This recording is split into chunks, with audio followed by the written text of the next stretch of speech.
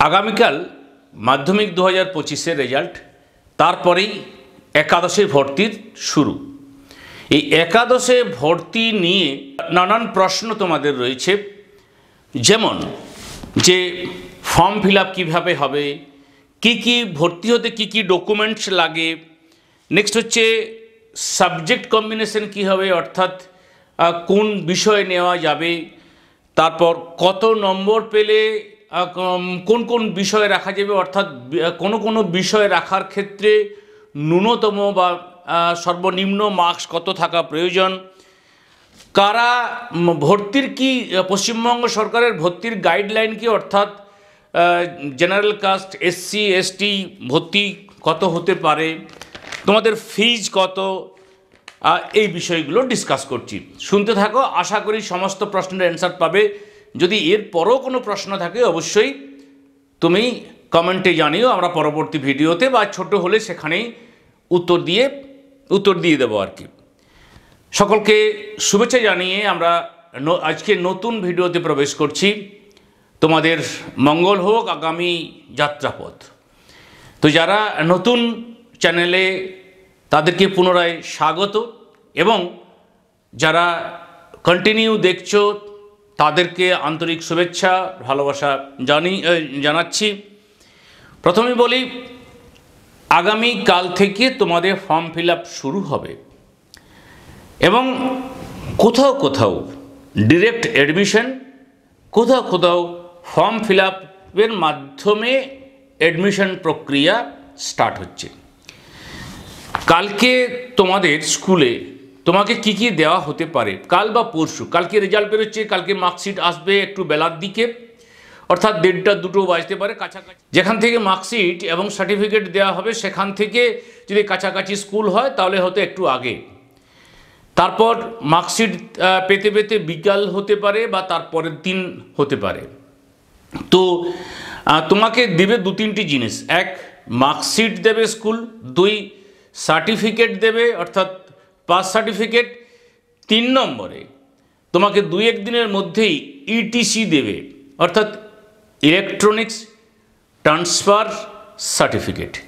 এই সার্টিফিকেটটা মাস্ট স্কুলে ভর্তি হওয়ার জন্য। ডকুমেন্টস লাগবে বলতে, তখন তুমি একটা ফর্ম স্কুল থেকে নিচ্ছ অ্যাডমিশন হওয়ার জন্য, তোমাকে বেশ কিছু তথ্য ফিল আপ করতে হবে।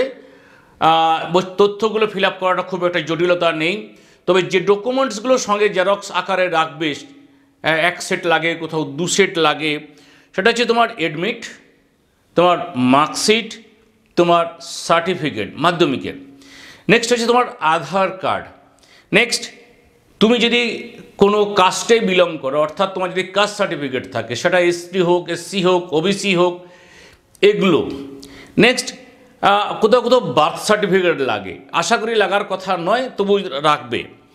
তারপর ব্যাংকের পাসবইয়ের প্রথম পাতার জেরক্স, সেটা খেয়াল রাখবে তোমার নিজস্ব ব্যাংকের অ্যাকাউন্ট হওয়া ভালো, অথবা যদি জয়েন্ট অ্যাকাউন্ট হয় ফার্স্ট নেমটা তোমার থাকলে ভালো। পাসপোর্ট সাইজ ফটোগ্রাফ, তোমার ছবি, সেখানে সাদা কালো হোক কালার হোক, এই প্রত্যেক স্কুলে 2 বা 3টি ছবি লাগে। নেক্সট হচ্ছে টাকা, এই বিষয়গুলো অ্যাডমিশনের সময় লাগবে, ফর্ম ফিল আপের সময় টাকা লাগছে না। অনেক স্কুলে কিন্তু ওই ফর্মটা তোলার জন্য বা প্রসপেক্টাসটা তোলার জন্য পয়সা লাগে। আর কি রাখতে হবে তথ্য, যদি তুমি গার্লস স্টুডেন্ট হও তাহলে কন্যাশ্রীর আইডিটা লাগবে, এটা মাথায় রাখবে। এটা ফিল আপ করার পরে তুমি ফর্মটা জমা দেবে বা ভর্তি হবে। যদি তুমি ফর্মটা জমা দাও স্কুলে, তাহলে নিচে একটা স্লিপ থাকবে বা কোথাও একটা স্লিপ থাকবে যে তুমি ফর্মটা জমা দিয়েছো বলে তার প্রমাণপত্র। জমা দেওয়ার পরে তুমি যদি প্রমাণপত্র না নাও, যদি হারিয়ে যায়, সেক্ষেত্রে কিছু করা থাকবে না। তো এটা মাথায় রেখো যে তুমি কি নিচ্ছ, স্কুল থেকে তার প্রমাণ নিচ্ছ। এরপরে বলি, কত নম্বর পেলে কি বিষয় রাখা যাবে। যে প্র্যাকটিক্যাল বেস সাবজেক্টগুলো যে তুমি নিতে চলেছ, সেগুলো যদি আগের ক্লাসে থাকে, অর্থাৎ ক্লাস 10-এ ছিল, তাহলে 35% মার্ক মানে পেতেই হবে, ন্যূনতম 35%। কোনো স্কুল বলতেই পারে না যে আমি 50% নাম্বার না হলে অমুক সাবজেক্টটি দেব না। যদি এমন কেউ বলে থাকে তাহলে সেই স্কুলের বিরুদ্ধে তুমি অবশ্যই কাউন্সিলে অভিযোগ করতে পারো যে তাদের অ্যাডভার্টাইজমেন্টে দেখলাম যে এরকম লিখেছেন যে 50% না হলে এই সাবজেক্ট দেব না। এটা স্কুল বলতেই পারে না, এটা হচ্ছে তার কাউন্সিলের আইন বিরুদ্ধ কাজ। কাউন্সিল কি বলছে, যেমন ধরো তুমি বায়োলজি রাখবে, তাহলে তোমাকে জীবন বিজ্ঞানে 35% মার্কস পেতে হবে। তুমি ফিজিক্স কেমিস্ট্রি রাখবে, তাহলে তোমাকে ভৌত বিজ্ঞানে ফিজিক্যাল সায়েন্সে 35% মার্কস রাখতে হবে। তুমি ভূগোল রাখবে, তোমাকে 35% মার্কস রাখতে হবে ভূগোলে। এরকম বেশ কিছু সাবজেক্ট রয়েছে যেগুলো আগের ভিডিওতে আমরা কমপ্লিট ডিসকাস করেছি কোন সাবজেক্টে কি।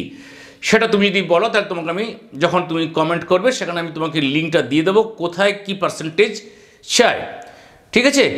তো সাবজেক্ট কম্বিনেশন কি হওয়া উচিত, অ্যাকচুয়ালি আমাদের এখানে আর্টস সায়েন্স কমার্স বলে কিছু নেই। সেট 1, সেট 2, সেট 3, অর্থাৎ কাউন্সিলের 3টে সেট হয়। 3টে সেট থেকে তুমি সর্বাধিক 5টি সাবজেক্ট বাছতে পারো। বাংলা, ইংরেজি বা ল্যাঙ্গুয়েজ সাবজেক্ট দুটো হচ্ছে তোমার তোমাকে নিতেই হচ্ছে। কম্পালসারি ইলেকটিভ 3টে সাবজেক্ট, অর্থাৎ যে সাবজেক্টগুলো তোমাকে নিতেই হচ্ছে। আর একটা হচ্ছে অপশনাল ইলেকটিভ, তুমি ইচ্ছা করলে রাখতেও পারো নাও পারো, যেটাকে আমরা ফোর্থ সাবজেক্ট বলি।